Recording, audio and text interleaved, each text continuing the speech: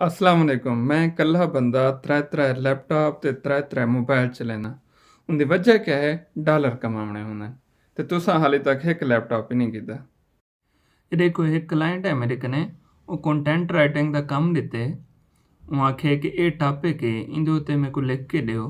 तुहाडे कने 12 घंटे हैं ते मैं तुहाको $3 देसां। एक बिया अल्लाह दा बंदा है, वो छोटा जिहा काम दित्ते।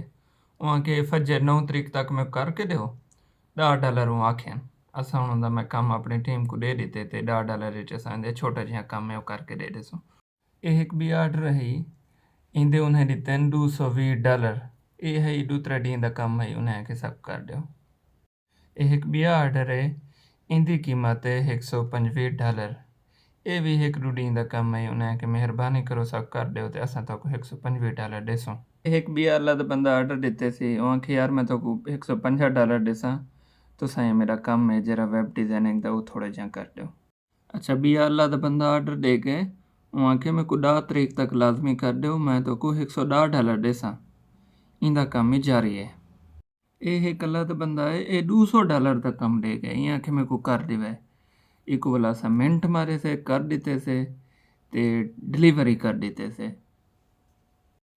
ਹੁਣ ਤੇ ਸਮਝ ਆ ਗਿਆ ਸੀ त्रै लैपटॉप क्यों रखी बैठा, त्रै मोबाइल क्यों लाथे कम करना पौंदे। ਇਹ ਦੇਖੋ ਹੁਣ टाइम थींदा पे 6:45 सवेरे दा।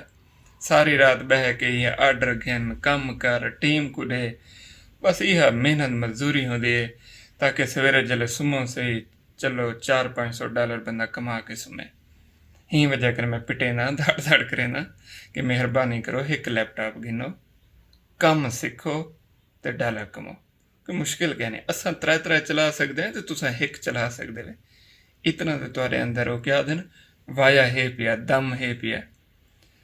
बस हिम्मत करो, ताज़ी ताज़ी नमाज पढ़ी बैठे हो सवेरे दी, मैं भी पढ़ी बैठा। ते बिस्मिल्लाह करो, स्टार्ट करो। जिथा ज़रूरत पोसी असां तुम्हारे नाल हैं। हाली गल ही दी हद तक जल्ले तुस प्रैक्टिकल चासो मतलब असां प्रैक्टिकल तुम्हारे नाल हो।